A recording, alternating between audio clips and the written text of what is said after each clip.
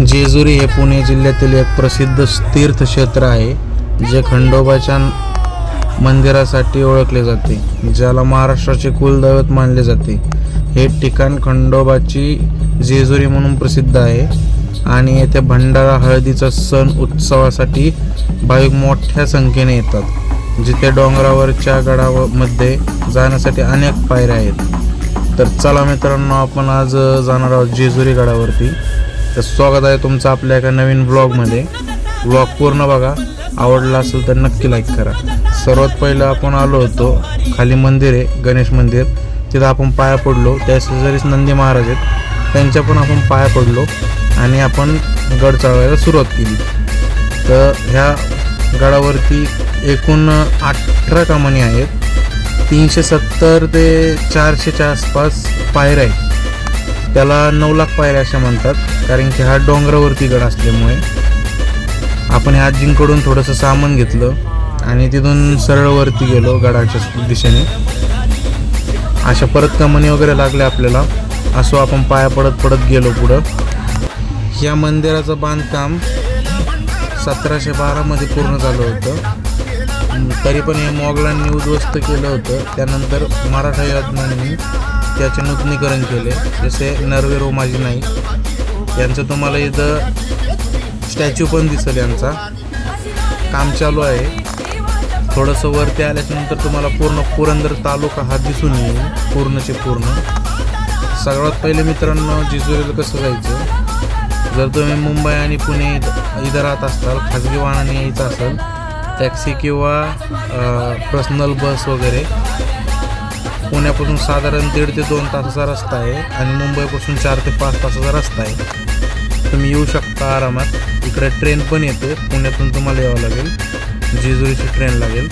इथं आपण मस्तपैकी लिंबू सरबत वगैरे पेलो आणि इथून आपण आपल्या गडावरती रवाना झालो. इथं आल्याच्यानंतर आपण मस्तपैकी ह्या दादांकडून फोटो वगैरे काढले.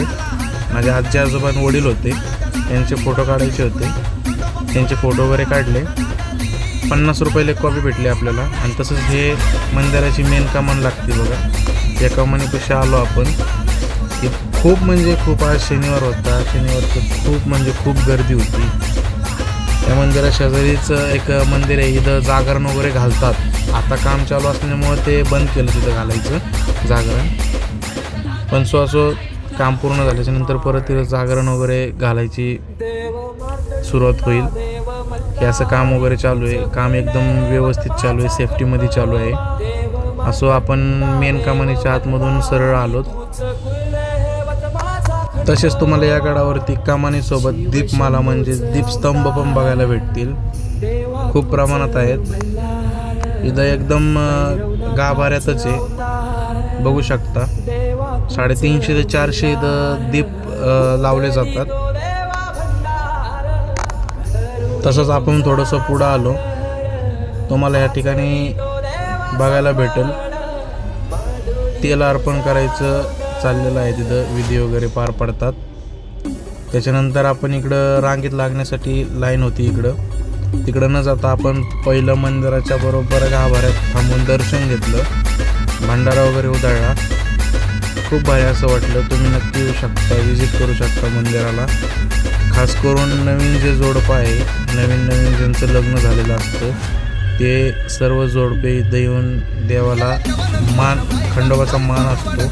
नवीन जोडपे येऊन पाया पडून जाणे. जागरण पण इथं घातलं जातं.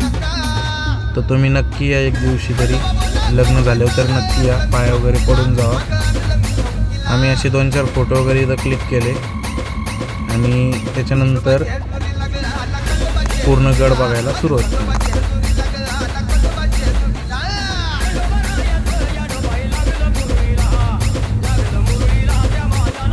जेजुरीकडे 12व्या ते 13व्या शतकात खंडोबाची पूजा सुरू झाली. 17व्या शतकात अहिल्याबाई होळकर यांनी ते बांधले. पेशव्यांच्या कारकिर्दीत खंडोबा मंदिराची पुनर्बांधणी करण्यात आली होती. तसेच 1737 ते 1739 मध्ये पेशवे बाजीराव प्रथमच यांचे भाऊ चिमाजी अप्पा यांनी वसईतील पोर्तुगीज चर्चच्या घंटा मंदिराला भेट म्हणून दिल्या वसईच्या लढाईत 1737 पराभव केल्यानंतर त्यांनी आणि त्यांच्या मराठा सैनिकांनी पोर्तुगीज चर्चमधील घंटा विजयाच्या स्मृतिचिन्ह म्हणून घेतला. तुम्हाला ही माहिती माहीत असेल तर सांगा नक्की मला कमेंटमध्ये.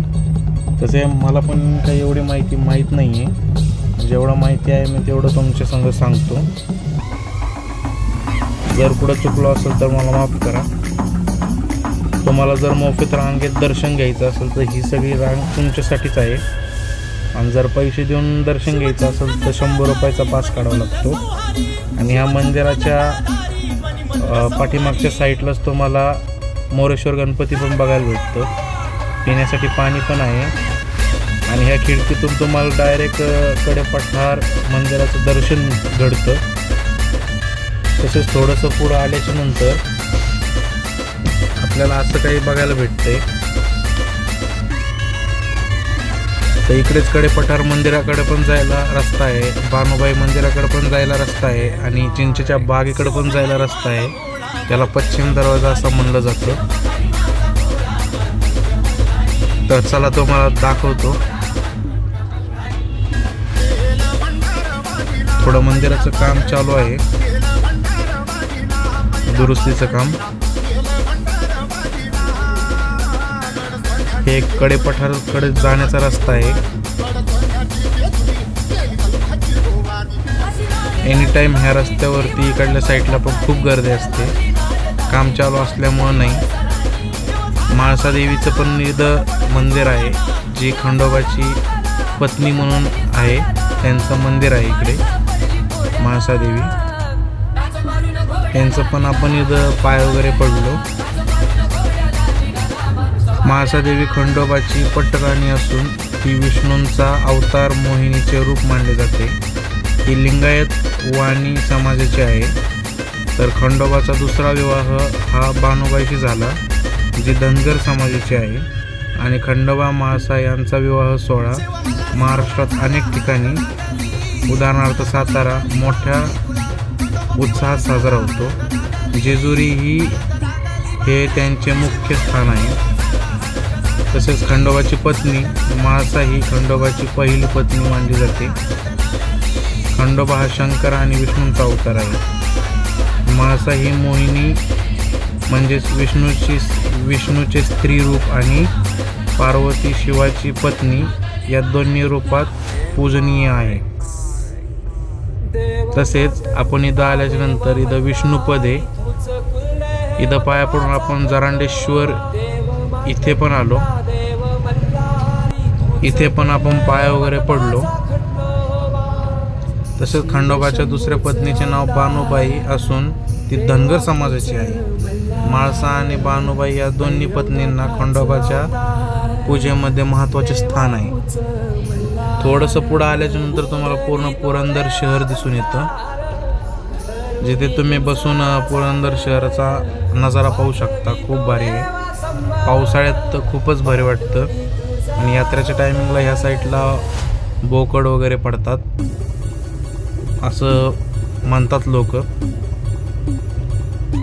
एवढी मला माहिती नाही आहे, काही चुकलं असेल तर माफ करा. व्हिडिओ पूर्ण बघा, नक्की आवडेल.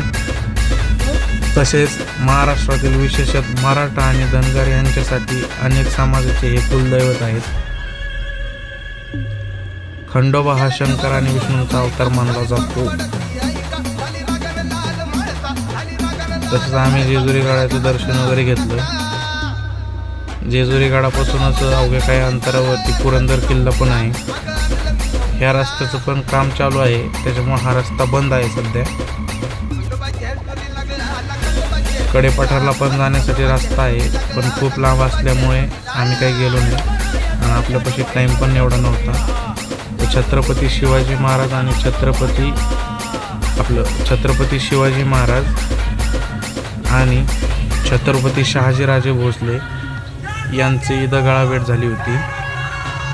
खूप भारी असं इथं झाडं वगैरे आहेत, बघण्यासारखं आहे. गळाभेट इथं बघण्यासारखी आहे, तुम्ही येऊन बघू शकता. आणि आम्हाला वाटतातच खुलेआम वाहक भेटला. आम्ही असं आलो थोडंसं. इथं आल्याच्यानंतर आम्ही थोडं घाट वगैरे खाली उतरताना आम्ही बघितलं मस्तानी तलाव. इथं पण आम्ही थोड्या वेळ 5-10 मिनटं थांबलो.